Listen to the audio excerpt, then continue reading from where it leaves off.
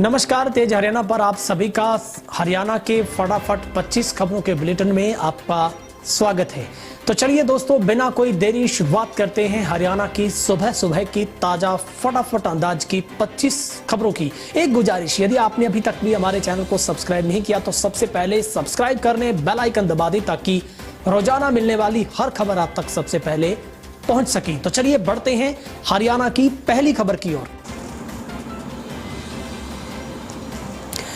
पंजाब में बीजेपी विधायक को निवस्त्र कर पिटाई पर बोले सीएम खट्टर। हरियाणा के मुख्यमंत्री खट्टर ने आज केंद्रीय गृह मंत्री अमित शाह से मुलाकात की। दिल्ली में आज अमित शाह के आवास पर उनकी ये मुलाकात हुई।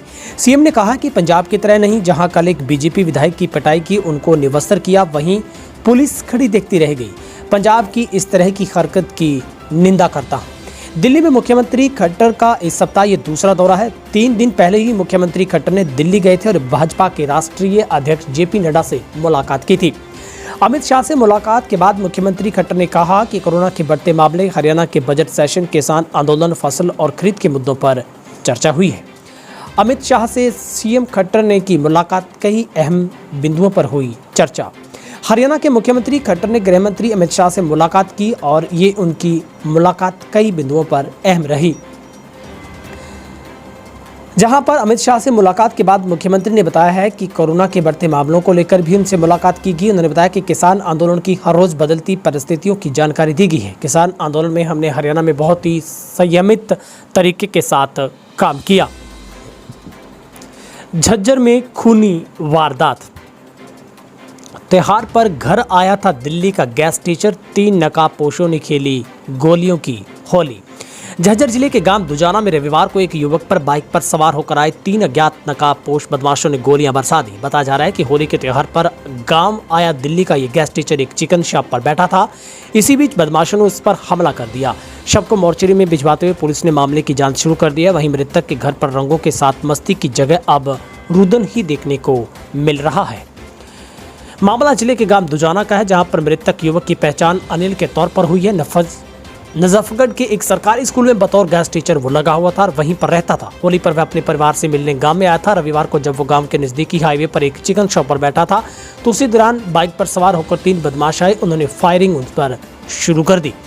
बीजेपी प्रदेश अध्यक्ष बोले, मर्यादा का पालन हर आंदोलन में जरूरी। हुड्डा ने कहा, ऐसा उनके साथ नहीं करना चाहिए था। पंजाब के बीजेपी एमएलए की मारपीट प्रकरण की गूंज अब हरियाणा की राजनीति में सुनाई दे रही है, जिसको लेकर प्रदेश के पुलिस महानिदेशक ने तमाम नेताओं की सुरक्षा के मद्देनजर रखते हुए जिला मुख्यालयों पर अलर्ट जारी किया है।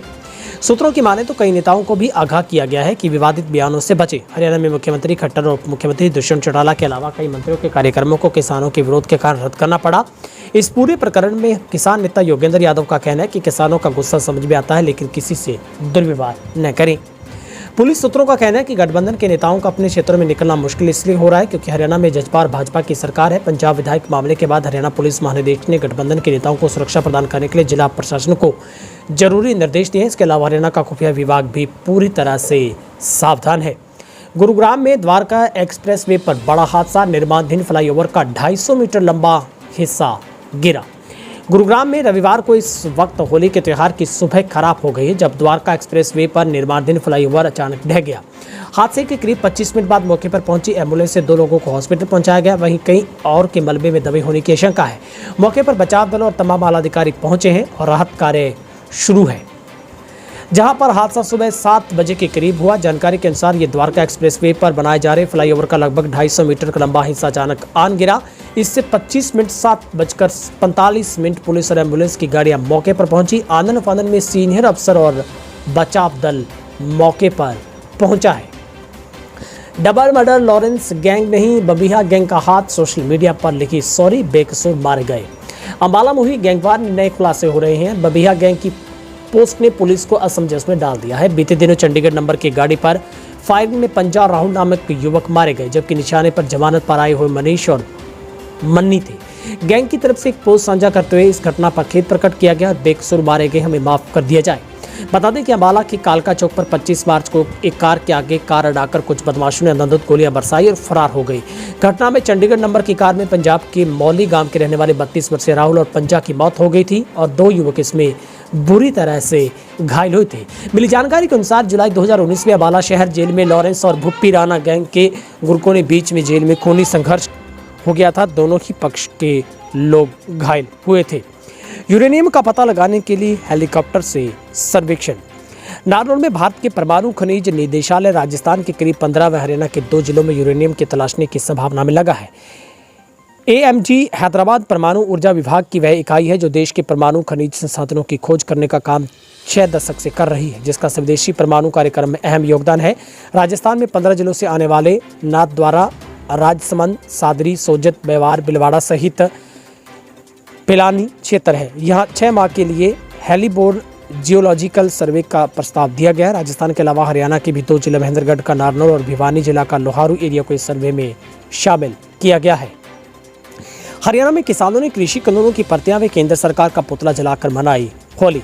संयुक्त किसान मोर्चा के आह्वान पर हरियाणा के कई जिलों के किसानों ने रविवार को कृषि कानूनों की प्रतियां व केंद्र सरकार का पुतला फूंककर होली पर्व मनाया और संकल्प लिया है, जब तक ये काले कानून वापस नहीं होते, MSP गारंटी कानून नहीं बनेगा, तब तक देश का किसान मजदूर होली नहीं मनाएगा। आंदोलन जीतकर ही होली पर्व मनाया जाएगा।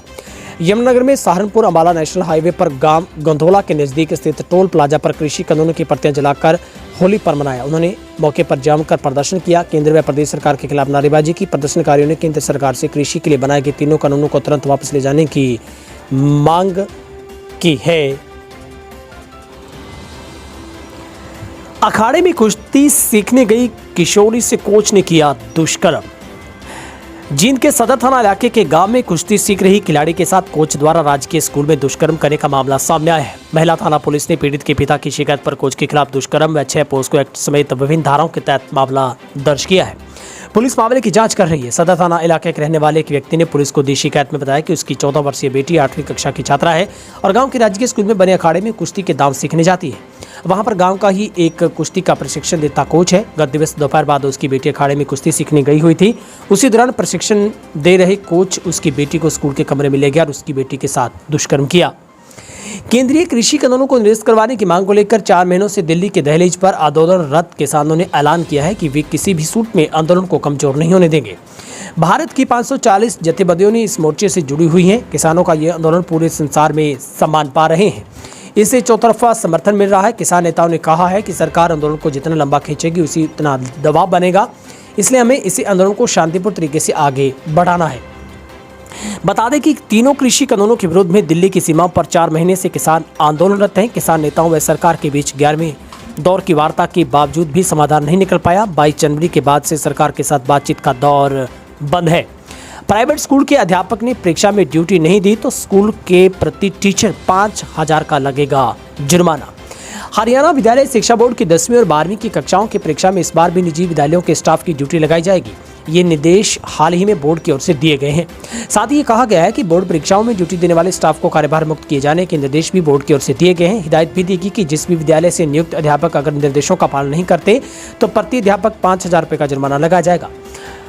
ऑल हरियाणा प्राइवेट स्कूल संघ के प्रदेश अध्यक्ष रविंद्र नादल का कहना है कि 31 मार्च को शैक्षणिक सेशन खत्म होने पर प्राइवेट स्कूलों के अनेक शिक्षक बदल जाते हैं। ऐसे में शिक्षकों की बोर्ड परीक्षा में ड्यूटी की अनिवार्यता खत्म कर जुर्माना न लगाएं।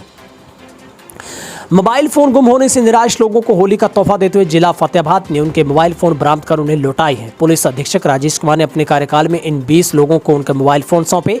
बरामद किए गए मोबाइल फोनों की अनुमानित कीमत करीब 3 लाख है। गुम मोबाइल द्वारा मिलने से इन लोगों के चेहरों पर खुशी नजर आई और उन्होंने एसपी व पुलिस प्रशासन का आभार व्यक्त किया। केंद्रीय राज्य मंत्री Ratanlal Kataria corona positive.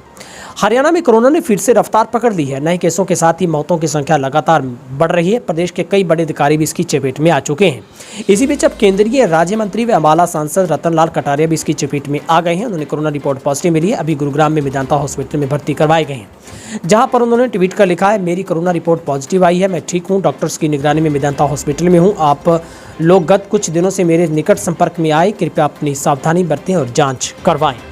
BJP विधायक के कपड़े फाड़े जाने पर अभय ने दिया भड़काऊ बयान, किया अपशब्दों का प्रयोग। पंजाब में 3 कृषि कानूनों का विरोध कर रहे आंदोलनकारी किसानों ने जिस तरह से बीजेपी के विधायक के कपड़े फाड़ उन्हें नंगा कर दिया, अभय सिंह चौटाला भी हरियाणा के आंदोलनकारी किसानों को उसी राह पर चलने के निर्देश दे रहे हैं। रोहतक के मकड़ोली टोल प्लाजा पर चल रहे किसानों के धरने पर पहुंचे इनेलो के राष्ट्रीय महासचिव अभय सिंह चौटाला ने मंच से ऐलान कर दिया कि भाजपा का कोई भी विधायक आए तो उसे नंगा करके उसे बांध देना। अभय चौटाला ने कहा है कि बीजेपी के नेता जब विपक्ष में थे तो किसानों की मांग उठाने के लिए कपड़े निकालकर प्रदर्शन करते थे।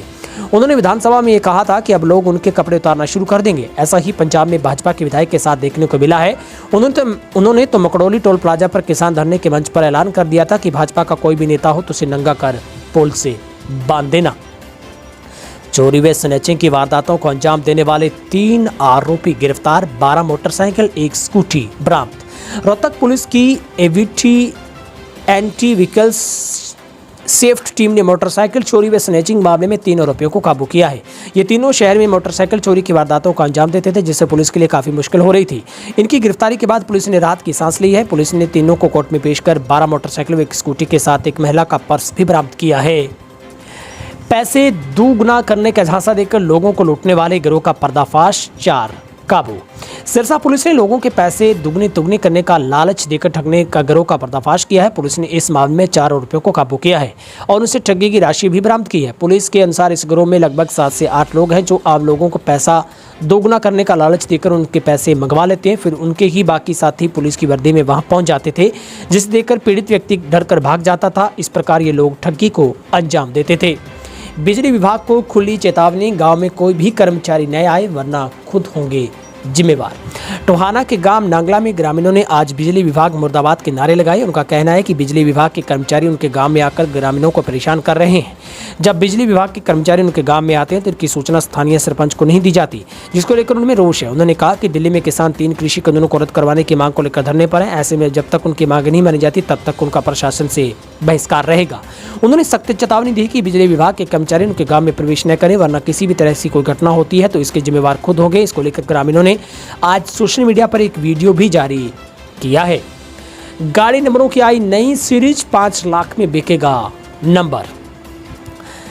न्यूमेरोलॉजी के जरिए अंकों का शौक रखने वालों के लिए एक अच्छी खबर है। अधिकतर लोग नंबरों को लेकर लकी मानते हैं। गाड़ियों के नंबर हो या फिर मोबाइल नंबर, नंबरों का ये शौक हर जगह दिखाई देता है। इसी शौक को पूरा करने के लिए लोग बड़ी कीमत चुकाने से भी चूक नहीं रहे हैं। महंगी व लग्जरी कारों के अलावा लोग अब 2 पहिया वाहनों में भी मनपसंद का नंबर चाहते हैं। इसी तरह के लोगों के सीरीज के तहत मनपसंद नंबर लाने वालों को सरकार की ओर से निर्धारित राशि की अदायगी करनी होगी। वाहन नंबरों की नई सीरीज जारी की गई है। ये नई सीरीज HR12 AM शुरू होगी। इससे पहले HR12 AM की सीरीज चल रही थी, जो कि 99 पर आकर थम गई। इन अंकों के लिए लंबे समय से लोग भी इंतजार कर रहे थे और इसी के चलते नंबर की सीरीज जारी होते ही 16 अंक अलॉट भी कर दिए गए। भारत बंद के दौरान हाईवे जाम करने वाले किसान नेताओं सहित 500 पर मामला दर्ज।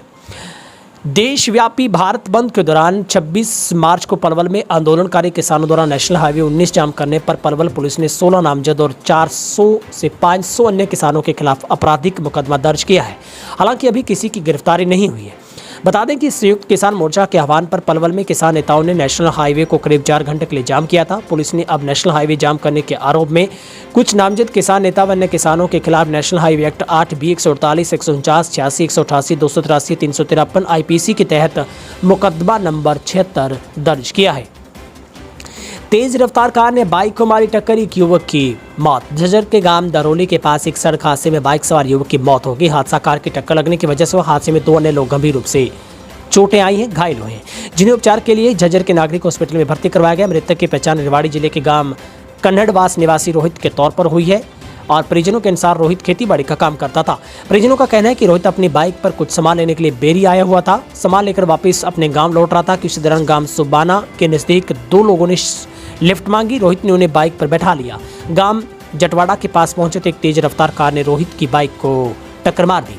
हरियाणा में भी गूंजा पंजाब में बीजेपी विधायक पर हमले का मामला। 30 को प्रदेश भर में रोष प्रदर्शन। पंजाब के मलोट में अबोर के भाजपा विधायक पर हुए हमले पर उन्हें निवस्तर कर पीटने का मामला हरियाणा में भी गूंज रहा है। हरियाणा के सीएम मनोहर लाल खट्टर ने घटना की निंदा की और कहा है कि पंजाब में बिगड़ती कानून व्यवस्था का प्रमाण है। हरियाणा भाजपा अध्यक्ष OP धनखड़ ने इस घटना की निंदा की। उन्होंने कहा कि इस घटना के विरोध में 30 मार्च को हरियाणा में रोष दिवस मनाएंगे।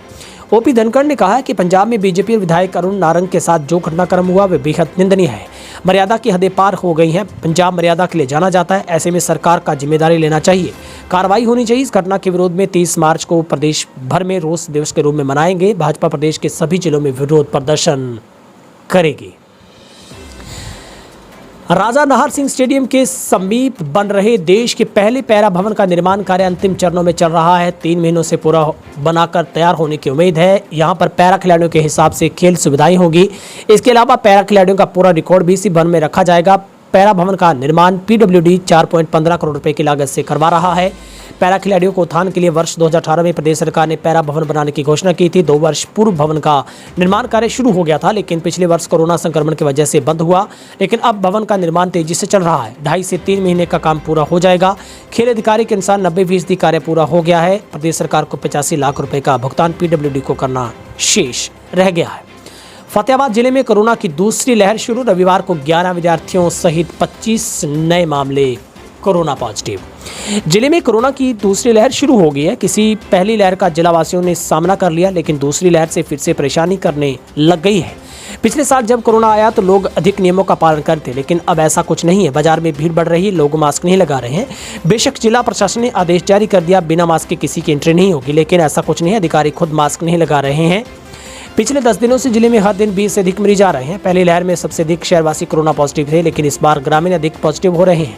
स्कूल खुलने के कारण बच्चे स्कूल में जा रहे हैं, लेकिन जिले में मार्च महीने में अब तक 100 से अधिक विद्यार्थी कोरोना पॉजिटिव हो चुके हैं। स्वास्थ्य विभाग भी मान रहा है कि कोरोना की दूसरी लहर का संकेत है। अगर अब भी नहीं संभले तो खामियाजा भुगतना पड़ेगा।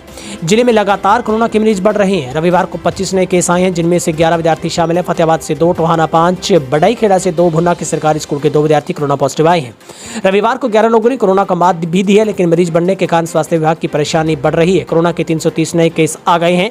जिले में अब एक्टिव केसों की संख्या 247 पर जा पहुंची है। वहीं पर हरियाणा प्रदेश में भी लगातार तमाम जिलों में कोरोना के पॉजिटिव केस लगातार बढ़ रहे हैं, जहां पर पुलिस प्रशासन की ओर से सतर्कता के साथ सख्त कदम उठाए जा रहे हैं। लोगों के चालान भी काटे जा रहे हैं, जहां पर लोगों से आमजन से सरकार की तरफ से अपील की गई है कि कोरोना से हथियार मास्क का इस्तेमाल जरूर करें। और आप सभी को होली की बहुत बहुत शुभकामनाएं। आप अपने घरों में रहकर सार्वजनिक न होकर अपने एक दूसरे को फूलों के साथ होली खेलें, और इस बार रंगों का उपयोग नहीं बल्कि महसूस कीजिए और इस होली पर अपने जीवन में नई खुशियों के रंग बिखेरिए।